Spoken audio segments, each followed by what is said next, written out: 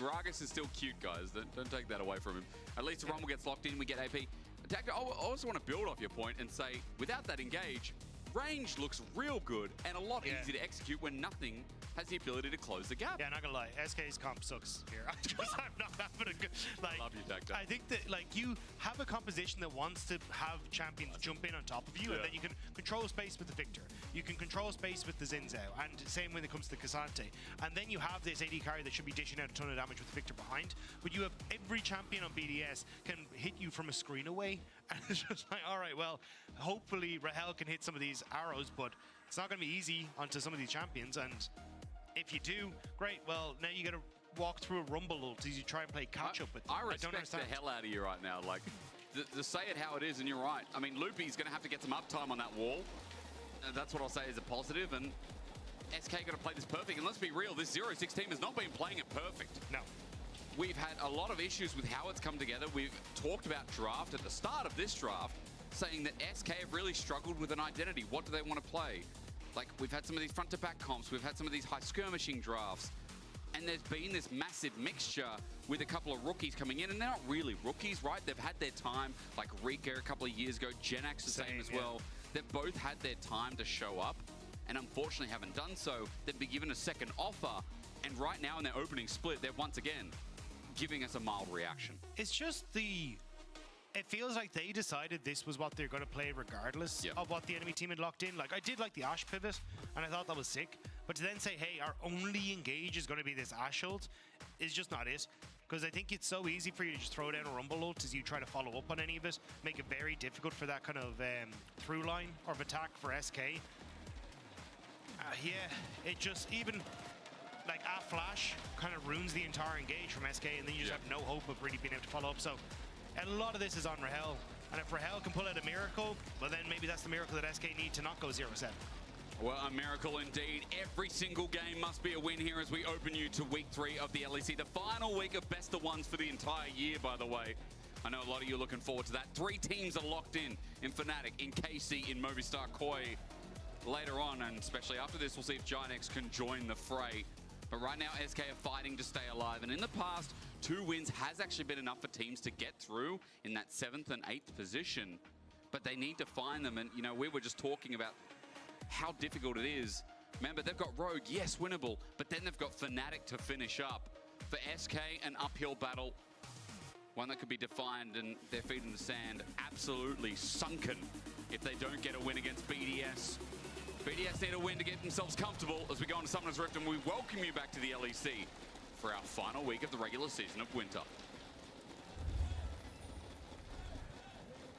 Yeah, this is do or die for SK. We have to see how they manage it, because a win here puts BDS up 1, and they're going to go to 3 wins, and then they don't really have any sort of option to chase people. So SK need to get off the bat rolling early, and it looks like they're going to go for an invade to try and throw this game into the mix. We're going to start taking notes. It's good with Loopy, but a Winter's Bite early as 113 spotted out. So now that Winter's Bite can't really poke out and get a slow. 113 just pays the respect, and with a standard lane swap here and Rika moving in, respect going to be given as BDS look to move bot. Yeah, the real question though is how do they want to try and change things up here? So do they just full commit now to the top side with the bot lane, or it looks like that's going to be the case because the reset's coming through from Genax. Paris has snuck into that top side though, which I don't think they've realized. We're going to have to silence Isma soon. It's about the 5th time. I feel like we squelched people in the past.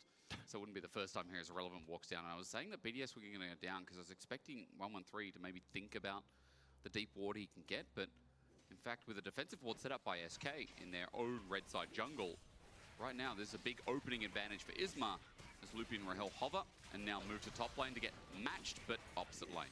BDS are still hiding here. They don't want to show exactly where the lanes are. Rumble now has shown on the bot side, which is why Ice and Paris move out of the bush to start contesting this wave. But I think they're happy that they end up in the similar lane matchup, because realistically, Rumble not going to survive as well as a K'Sante if they end up going for some of these dives, and especially with something like an Ashe, and a Braum, it's very easy to land CC and also then follow up with that poke because of the long range of the Ashe. So BDS are just going to have to play this one out nice and slow and make sure they're all going to be okay.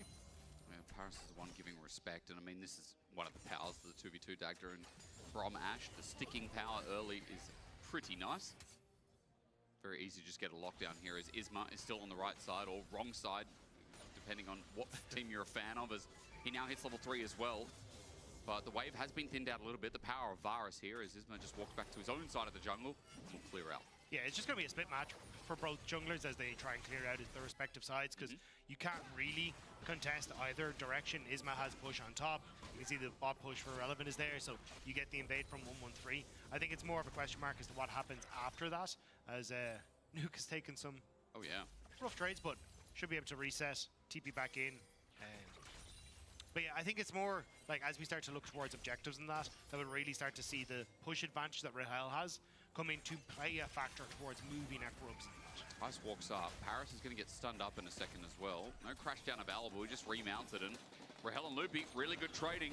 You know, Dagda, as we see them battle it out a bit, there was something we're going to talk about. There was something we introed to as well as Isma heads towards top side. I might even hold on that thought as he's thinking about it. Yeah. Rahel burnt the barrier to keep the trade at least somewhat even, but I don't think you can really go for the dive here, especially level 3 just hit by both. They're pretty healthy. Good ward from Paris to spot out this potential dive as well.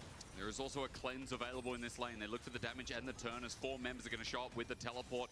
Rika at level 4, extra damage, healed, burned early. The crash down under turret, a little bit messy, but Loopy flashes out. It's a trade for now. Turret ramping up onto Rika, but he will not take the third shot, so it is a 2-for-1 in favor of SK.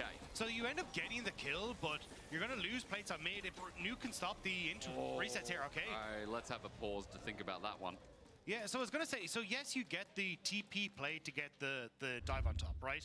But you do get at least a bit of a trade back. You will lose a wave top, but you also will lose a wave mid. I know you kind of traded for the kills, and I would be very surprised if the SK jungler can get out of here, because Isma, I think, is going to get interrupted and die. So you end up with 2 kills now going over towards BDS, and you still traded the waves evenly. So honestly, I kind of have this as a win for BDS, as long as they can get this kill. I mean, let's see how it plays out. The Shock Blast was used on Isma, and we're getting back into game, so we're going to find out the conclusion here. And so, Nuke, I'm wondering, as you'll see it momentarily anyway, I'm wondering how it's going to play out, because, as our audience at home, they're actually in a 1v1. Isma's already flashed away, I believe. No, he hasn't. Nuke just solos in. And we come back, and Rahel now has to flash away as well. If 113 hit that Javelin toss, it would have been an advantageous trade. I mean, Dagda, they're actually up on kills anyway, so... Yeah, because they killed... So they got the kill onto the Loopy underneath the tower. Yep. They got the kill on towards Rika there with 113 as well. Yep. And Isma down behind the tower to nuke. So you've now just completely fumbled all that. Rika has to do the long, slow march back into mid lane. Oh, slow. And now BDS are just in a really great spot at almost 1,000 gold lead. And they can get a lot of these early items so they can start to push over in towards the void groups as they spawn, like you see here. That's what we missed. Yeah, so Isma didn't walk out, reset on a ward, so Nuke hits the accelerated shock blast here, but they don't realize they're on the ward, so Isma gets interrupted, and then I think they stop to try and save Isma, but then doesn't realize that 113 is in the area, so Rika ends up dying then to the Nidalee, now you've also got Rahel who's been chased down, so Rahel has to flash on the play as well, so when you start to look towards any sort of engage tools or a setup now for a void groups fight, I think for the next minute and a half, you kind of just have to give everything up as SK. And Dagda, you know the half of it is as well? Well, SK initially traded good. The thing we haven't talked about is how well Rumble does into the Cassante lane. Yeah. And why a lot of the time when you're first picking Cassante, you ban away this Rumble, as Nuke might be in a bit of trouble. Will Win become Lightning or just a bit of a farce here? He's tagged, he's hit on the back, but you can still get the Shock Blast to get the push in and eventually reset this wave. Because Dagda, irrelevant. I mean, he's up in CS, he's now in that lane again. Cassante hates this, and double null magic mantle is showing you why. Yeah, so like the Rumble is going to be fine. You can see he's going to pick up a little bit of a CS lead here, but the big winners for me are, look, you can look at the Varus and go, hey, if we look at that little purple bar underneath, you can see it doesn't match up to Rahel. So he is a little bit behind, but Nuke is ahead, already clicking over to level 6. 113 has just hit level 6 as well. And we just said, hang on, you can't really go for this, Isma. Like, I think, well, they've moved the Brahmin towards mid lane, so maybe just the fact that they have the map movement here. But if I was BDS, I would have 100% been contesting this. Yeah. I think you're in a good spot with the move you already had for Ice to set up on the mid lane and then rotate across.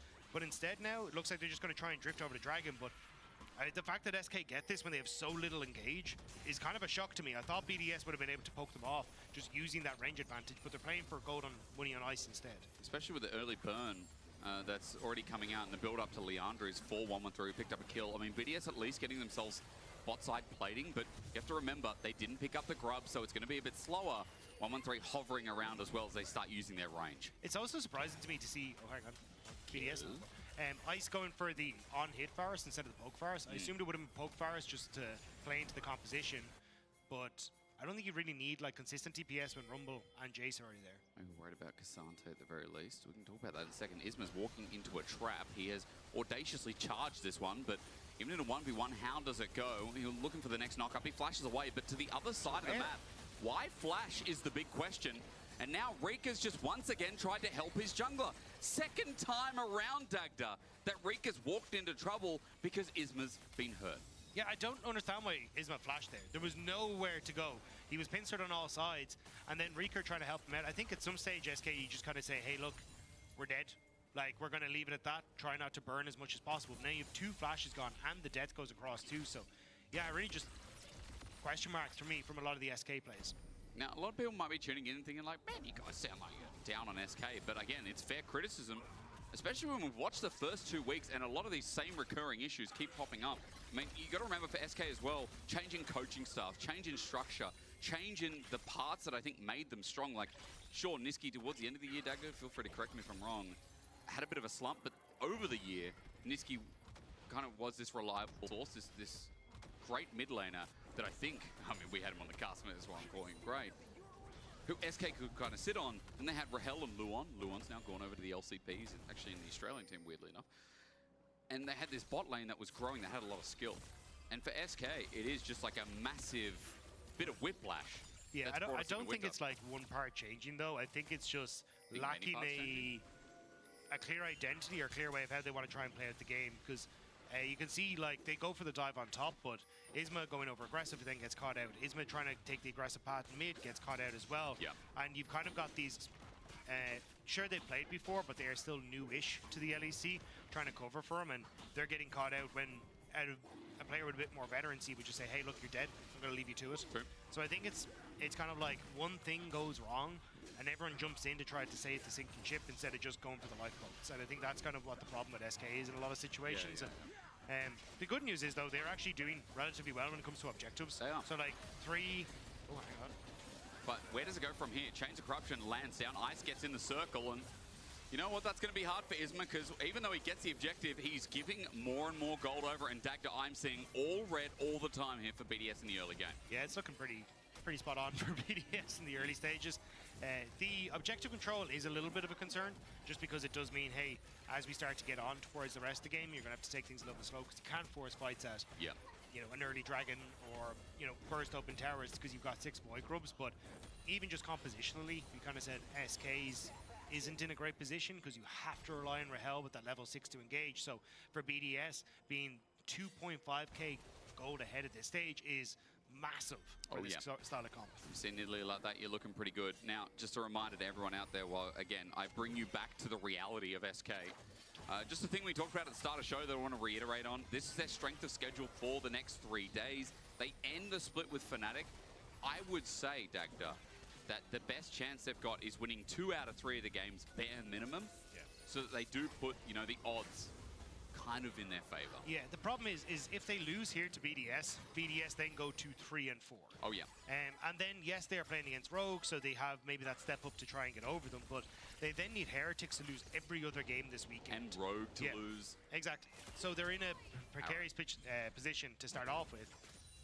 And I just don't see a world where if they lose this game, yes, there are outcomes that make them exist in playoffs. Yep. I just don't see those outcomes as very likely, especially when they have to try and beat Fnatic and they haven't picked up a win against any other team in the league. And in this best of 1 as well, we talk about gold. We also talk about the grubs going over to BDS. So there's one objective for them in the game is SK's old top laner on a bit of an island here, so Paris needs to help out. He's level 6 now, though, as well, as the fight over the grubs might go even further. Ice is coming in, and BDS are about to encapsulate this whole bottom side of the river with a TP as well. Chains of Corruption, the Equalizer. SK are isolated and outnumbered, outmatched. Isma is doing a bit of work, but once again, he's going to be the first to drop. 4 deaths on the jungler, and BDS are taking him like a fly. That's the flashes you like to see from Ice. Manages to just clip Isma. Now, Loopy stuck underneath Terror. I don't think they can run out from this. Rahel has barrier, you have heal. But can you survive? I don't, it looks like BDS aren't going to try and fully commit to this, though. Or they just keep throwing spears. You know what's even funnier, Dacta? BDS are currently in a 1-1-3, as he is actually backing here as well. One member in top, one member in mid. Didn't know if I had to explain that to you, as they are backing off the solid macro read. Thank you. Yeah. When he had the KDA last week of 1-1-3, which is getting close, by the way. An opportune moment. But, yeah, I think this, we kind of said it from the get-go, this is not going to be a pretty game for SK to try and win. They needed to really get off the bat early, and it has just not gone their way. So at this stage, you open up mid, Ice and Paris, you can start to lean over towards, Dragons in a minute and a half, and you can lean down or lean up towards Rift Herald when you're in that position as well. So from this case, I think you just continuously look for the push with Ice, and you can already see they're starting to set up this vision control on the bottom side of the map. See here and here, and you just kind of play for the push in mid to set up further vision control and just make the game really difficult for SK to try and play, because again, without any real engage tools, you don't really get punished for being a bit more aggressive on it.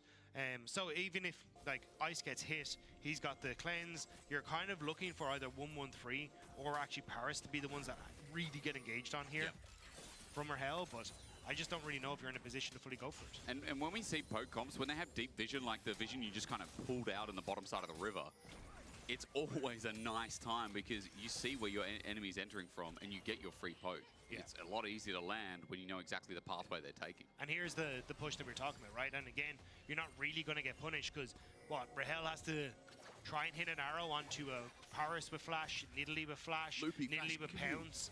Like, you just don't really get to play the game. And again, every time that they set up vision in here, you're setting up for this potential. You're actually going to see it now, the roam down to sync up with the bottom side. True. And now you've got to completely abandon the bottom side turret as well because you just don't have anyone here. So here, like, BDS are actually just playing this really well on the bottom side. And Rumble's weak side laner has equalized to drop down to instant clear the wave. Big poke landing. Rika gets the front of it. 1-1-3 plays with it. Gravity Field now drops with it, and spears are going to keep flying out. Chaos Storm uses to clear the wave, and Loopy's here to defend. I mean, that's the problem. Reek is now going to back away. He has teleport. There's another wave incoming. Yeah, and they had Rahel starting to move down, but they were like, hey, do we try and go on towards Ice? But he can immediately burn cleanse, and then you're kind of fine. So you'd have to invest Isma's flash in that river to try and get on towards him. Or you just don't really get to do anything on bot side. So just the pressure from BDS on playing off of mid into jungle vision, into that bottom side was excellent. And now GenX trying desperately to do something. There's that equalizer under turret range. He's going to be alled out. Irrelevance close to dying, but they've run out. That's the spell weaving that Rika's now gone through as Isma's coming up as well. Wind becomes lightning. Paris is here to defend. Good sidestep. You're not going to get the harpoon, but he's under turret again, so Isma's going to take damage. Magnustorm draws him back in. He flashes the wind, does again, but with the ignite down, it's close to being a trade. Paris thinking about a remount. Gravity Field, Shattering Strike, and the support gets it done. SK are defending their lives in mid after a ultimate from Ice is sent out, but a 1-for-1. But look at Boss! We're about to take a tier 2 turret at bot lane. The Jace is just working away on it. So Paris gets the kill back. Reeker gonna at least push him back. The bone plating making sure he basically takes nothing. But that Terror on bot is very, very close to dying. You had good push in mid for Ice. So even with it all said and done, what do you get? This does feel like our first real massive, like, we've had draft gaps, and I know everyone has an opinion, and it can be an opinion in League of Legends, but this does feel like our first real, like, wow. Here's the results coming out of draft. And BDS weren't even picking up all the objectives. We didn't get objective fights. We got trades of the map. Yeah, and that's where it's there's always the, like, draft influences, like, whatever X amount it is, and you can always outplay it. But in this case, like, SK have just done themselves no favors by giving over the early lead as well. Yeah. So in this position, like, it is the strongest version that this composition can be because they're the ones dictating the pace.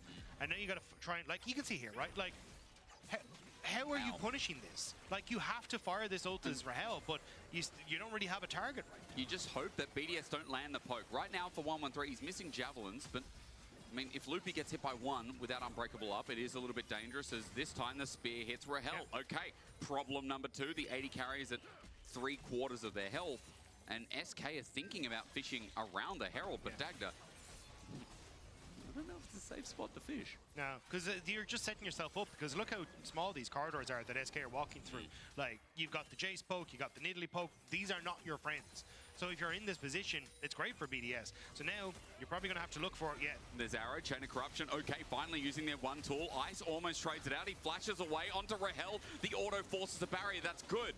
SK getting run into now as well, and there's an opportunity as Rika's now joined up. The poke landing though is 1-1-3, and Rika having it out in melee range. Paris is here. Shattering Strike forces a flash from Rika. SK in a 3 versus 3, but they need to get in. Poke lands, and oh no, what a surprise! Flash away as BDS's jungler. He's getting poked out too. He's burning down, but he's still not dead. And nukes another element from the skies. BDS, it looked like they lost that Dagda, but I still think they won it. But the thing was, Rahel found the target. Ice without cleanse, was actually a really good turnaround. But the follow-up after was, you need to disengage. Because you're kind of one and done without any sort of follow-up engage. And BDS just continued to play at range. SK kept trying to step into range to do something. So you trade 1 for 1. But then afterwards, you get the Rift Herald. So you can see here, this is a good call from Rahel. Ice has no cleanse. Let's go for him. Yeah. He doesn't get the flash off in time, goes for the ult instead. And nearly, as you say, does get the turnaround play. Barrier kind of coming in clutch there for Rahel at the end. But at this stage then, how do you try and follow up? Isma tries to go in, has to step away. And now you're hoping for a random Q from Loopy to hit to start things off. But you're against an incredibly mobile team. And they're just constantly kiting you out, kiting back, playing at range, waiting for the cooldowns, and then good job from 1-1-3, just immediately turns around the second he has a chance. Have you gone to the arcade and played Dance Dance Revolution? You know, with the arrows? Yeah. That's kind of what SK have to do in the fight, you know? But it's like the challenger mode, where you're walking all over the place and you're about to fall over. Yeah, it just says poor the entire time. Stop making fun of me. Oh, SK gonna get a turret. Okay, we come back to live and at least they trade turrets. Gold lead is still 2.5 in the favor of BDS. But Herald went down. There's another dragon coming up as well in a minute 10. Atakan is spawning, I believe, on the top side of the map. And again, when all these objectives are coming out, SK got to dodge every single bit of poke because they'll get chunked out before the fight even begins. Yeah, I think the small solace here for SK is that Rahel, because you don't have that poke Varus build, does win mid-push and manages to outrange Ice. So Ice does have to be very careful, but with Cleanse back up, you can play a little bit more aggressive on the wave. But I think if I'm SK, to try and get back into this, just constantly ult Ice, try and burn that cleanse, and hope then that you can win off of a team fight because Ice doesn't have that cleanse up and available. But 40 seconds, until the Ocean Drake is up, means that you're just in a position where you can't really burn that. Nuke has got top tower, so you're anti tower for tower. You have at least a decent setup for SK on this bottom side, so maybe you can catch the poke comp as they try to regain vision, but it's still a toughie. Rahel liking those Aussies stepping up because, again, that arrow, now that it's out, has to be used. Nuke is just going back to split pushing while BDS leave 3 members in mid. And, I mean, side lanes are being battered here. And top is what I'm talking about. But the problem is as well, Rahel just took a massive chunk of damage. So your engaged tool can't really stick around. Ripped out now in the mid lane. So tier 2 top, gone. Tier 2 bot, under a lot of pressure. And now you're about to lose your tier 1 mid. That's an easy charge. Almost able to step up. Isma is the one who steps up for SK. Nuke is now joined in. Loopy's got the wall up. There's no turret to sit on now as well. That arrow being down. Shock Blast dodge, but Loopy is now front line. Magnet Storm easy as that, and SK are dropping like flies. Isma gets an ulti up, but now that Irrelevant's here against his old team, he's laughing at him as he goes golden as well. BDS, all they have to do is land the poke, but now Jenax is here without the backline damage. Dagda, it just keeps hurting watching these fights play out as SK can't get a single recipient outside of Paris who ran to them. Yeah, it's support for support, but it's BDS with the health bars at the end of it, which means more objectives for them. And again, they're winning out on map states. So it's just so difficult for SK. They really needed to have further engage coming from that support role if they were hoping to do anything here. Dragon down. 5k gold lead, by the way. Dagda, by my feet, there's a lot of paper for no reason. It's just, it's the same questions I have about this game. Like, what are they doing here? Why is there paper? I don't know. There's a whole pile of paper here. But yeah, the engage from Paris was, I think, a bit overeager. Like, as BDS here, I actually don't think you need to force this hard, and I think that's why we end up with being a little close as it starts to go, but the damage has already been dealt to the main carries, right? Rahel has to run away, Reeker can't really step up because he's been damaged as well, so you're heavily reliant then on Cassante and Zinzao to carry the fight, which is just never going to work out in your favor. So I think for BDS, if they weren't as far ahead, that could have gone poorly, but from this position, like, now Ice has all of his summoner spells back up, you're never going to get anything here. SK are just still trying regardless. What can they do? 4 members. Ice does get hit, cleanse away. TP uses response, Chains of Corruption lands. Oh, dearie me. Reeker out with the Chaos Storm and wait for Nuke's poke, which doesn't land. So that's a reprieve for SK. They group up as 4 continuously as the Javelin Toss was close. The only thing you can say is at least Genax is in a side wave. He didn't commit his teleport. He is doing something down bot. Yeah, at least they got the TP out from Nuke, so you do have the teleport advantage and might be able to get bot tower out of it. So even if it doesn't quite work out, I think, again, this is kind of what we're saying, the best way for you to play this. Oh, hell! I was going to say is getting that summoner spell out from Ice, because at least then you can try and make plays on mid-wave, but you do have to play in these like minute-long increments of getting the waves, getting the cooldowns, and then trying again. Oh my god. I'm just so anxious for him. Rahel, just, I mean, this is one of those games where you're just like, how do you play? Yay, turret. Okay, now Atakan time. And at least they have on hit for BDS, so it's going to go a little faster. Isma's trying to poke his head up. But 113 and Nuke, they're not even there. They just keep fishing out. And SK, as they slowly group up, look at the vision control that they have to walk through as a deep TP goes through from SK. Yeah, they're trying to see if they can set up, but I don't know if you can really catch this. Genax needs to get on towards a key carry here and shove them into SK, but Relevant's playing keep away. And they're going to turn for the fight. They've got a GA now available as well for BDS. They're grouped as 5. Isma's going to go in. Good Shattering Strike, and at least SK get to walk into the enemy this time, but a Magnet Storm from hell draws them all in. And at melee range, Genax now doesn't want to be there. Nuke goes over the wall and batters them down. Thor's hammer right in the face as Isma gets a little bit of taste of Valhalla as well. BDS are still the ones standing, and they're the ones who look like they entered it, Dagda. I cannot express this enough. It just feels like it's in the too hard basket. It was a nice attempt from SK. Genax trying to find that pinch so they could actually force BDS to play the team fight, but there was just nothing they could do. Irrelevant was slowing them down here. Good job slowing Isma specifically. And then SK, like, this is a decent ultimate from Loopy to try and start off the fight as BDS are trying to play for the choke, but he's just not hitting the carries. Nuke, Ice, Irrelevant all out to play in the back. Paris, with already having that Atacon buff, he's happy to go down. It's just, there's nothing you can do here. That's the arcane buff. Nuke, by the way, at the start of the fight, I don't know if you saw, he got an enhanced shock blast on 3 people and just half HP was gone. I mean, it is nice to see, and it is a relatively clean game from BDS. Say what you will about the other side. I feel like for BDS, outside of, you know, there was a couple of questions with objectives in the early game, but the way they've transitioned this game in the mid-game, Dagda, their setup, really importantly, it has been nice to watch BDS actually put the pieces together quite cleanly from there. Yeah, unfortunately, I think with this, it doesn't look like we're going to have an SK in playoffs. Like, sure, there are scenarios where they can make it, but my God, are they hoping for some sort of miracles throughout. Quick reminder for everyone at home. Inner turret went down mid, inner turret went down bot. It's not even a Baron, it's just a GA at the Khan. And now in mid, the minion wave's going to strike through. Rahel just got chunked by a shock blast. Chains of Corruption are down, but SK have 4 members at half HP. The arrow, that's their engage tool, and it's down. Shock blast again. This time, Reeker gets it to the face. And BDS just playing. I mean, it does really feel... I used to play this game called Ghost Online, Dagda. It went in the bin, right? Went in the bin. But you'd sit there and you'd AFK, you'd just fish. Because that was the currency. You get the fish in. You know? And you just sit there, you'd fish over and over. You'd chill. You'd have a good time. You'd laugh because you're making money. It's obviously what BDS do. They're fishing. Rahel was apparently the best fisher, so they were like, we're going to put everything on you. Well, this is what you won in the weekly tournament, is all the pressure in this game. SK's internet died, you know, in this analogy. Like, their internet died. They haven't been fishing. They come back, they get one, and then, you know, it's like the old days, you know, back when I played RuneScape, I had to plug in, and my parents would get upset at me because I would unplug the phone, because it dial-up back then. Yeah. So I'd unplug the phone just to play RuneScape. Now, I don't know where this comes into the analogy of... that people these days don't know what dial-up is. It's crazy. Oh my God, that equalizer. Not too bad, but Reeker is cooked. Yes, he is. Nuke, he did it again. Oh, that's a bit of dynamite. 5 members of BDS, very healthy. It's Baron time. Yeah, I'm trying to see. I think this is the. Oh no, never mind. Paris healed it. It's the only bit of damage. Oh yeah. Oh, Nuke's gonna solo. Loopy's up next. Who doesn't know what dial-up is, Dagda is? Loopy is gonna get a bit of help from the enchant across the arrow, but Nuke just sidesteps it and away he goes. I mean, that's crazy. Yeah, I think that maybe SK are still playing on dial-up because that arrow was a little late. Okay, yep. Save. Their hell flashes. Good flash. They're trying here. Genax is here. Yay. Oh no, Irrelevance damage also hurts. Good flip back. Okay, shut down.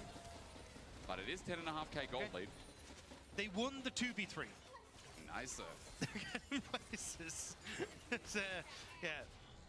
I think at that stage it's like a solace you can take. But I don't know how SK are ever supposed to get anything done here. Third dragon available for them if they really want to. But at this stage, I don't think you really need to play for this like dragon win con. Nah. You just instead go for turrets and use the barn before you can. Irrelevant. Can he solo kill Genax? Well, it won't be a solo kill, there's an all out, but resistance are now gone. He's overheating a bit. And Relevant versus Genax has some, you know, nice story to it, but it won't really matter here as he tries to fry down Genax. He'll get flipped back and there's another kill. Okay, SK fans, kind of be happy. I'm gonna be honest, guys, you're gonna need about 20 more of them. Yeah, and a lot more, but again, I think for BDS, they still get the dragon, so even though the kills go across, like, it's still a 9k gold lead, nearly a 10k gold lead. You're still not in a position to push out the map stage, so at least you slow the Baron a little bit, the Rebel Baron power play a little bit, but, like, I don't think it matters too much. Again, like, even without the Baron buff, the siege from this BDS composition when they get set up is insane. I mean, SK are trying to push against that now. They group up mid. They want that mid outer turret that's been sitting there for 28 minutes of the game. Arrow comes through onto ice, instant cleanse away again. Here's Nuke, by the way, one of the biggest devils on the team as Isma jumps into him, but how easy is that going to be as his ult comes off cooldown? Chains Corruption as well is spreading like the plague. Loopy, meanwhile, sets up the door, but now it's wide open. Oh no, I see a teleport, Dagda. It's Irrelevant, and he's got a bone to pick with his old roster. Oh my God. He lays down the carpet, and it's brand new. Take your shoes off, because BDS are coming in. And once that door's down yet again, all they need to do is stamp their way to the kitchen because they're eating dinner early tonight. BDS just walk over them. They say, thank you very much. We'll take the base. We'll take the game. And we'll take your chances of playoffs out of your own hands. It looks so rough. As Dagda said, only 2 wins accountable now. SK, it does feel, and it looks like this was their chance, but it has been beaten down every single portion of this game. Starting in the draft, BDS on 3 will knock down SK to open up their last week of regular season.